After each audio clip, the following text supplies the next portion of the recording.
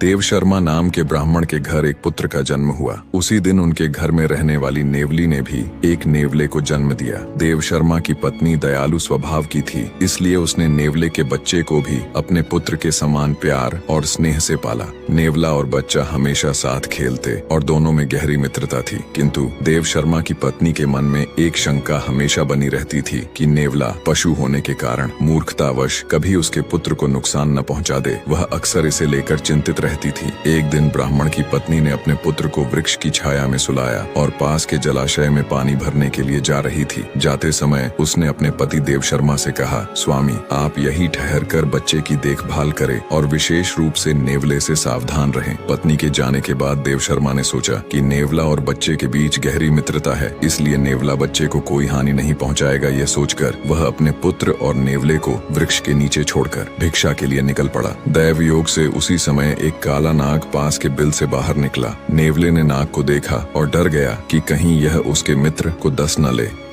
नेवले ने अपनी सारी ताकत और हिम्मत लगाकर सांप पर हमला कर दिया। दोनों के बीच जोरदार लड़ाई हुई। आखिर में नेवले ने सांप को मार डाला, लेकिन इस लड़ाई में उसका मुंह और पंजे खून से भर गए। कुछ समय बाद ब्राह्मण की पत्नी जल लेकर वापस लौटी। उसने दूर से देखा कि नेवला दौड़ता हुआ उसकी ओर आ रहा है और उसके मुंह पर खून लगा हुआ है। ब्राह्मण पत्नी का मन उन्हीं पुरानी आशंकाओं से भर गया कि कहीं इसने उसके पुत्र की हत्या न कर दी हो। यह विचार आते ही उसने क्रोध से हाथ में लिए घड़े को नेवले पर फेंक दिया। छोटा सा नेवला जल से भारी घड़े की चोट खाकर वहीं मर गया। जल्दी जल्दी अपने पुत्र के पास पहुंचकर उसने देखा कि बच्चा बड़ी शांति से सो रहा है। पास ही एक मरा हुआ नाग पड़ा था। यह देख ब्राह्मण की पत्नी को सारी सच्चाई समझ में आ गई। वह पछतावे से रोने लगी और अपने मूर्खतापूर्ण कार्य के लिए नेवले के शव के पास बैठकर विलाप करने लगी। उसने कहा, मैंने अपने ही रक्षक को मार डाला। मेरी जल्दबाजी और शंका ने एक निर्दोष की जान ले ली। निष्कर्ष, बिना सोचे समझे किए गए निर्णय जीवन में दुख और पश्चाताप ही लाते हैं।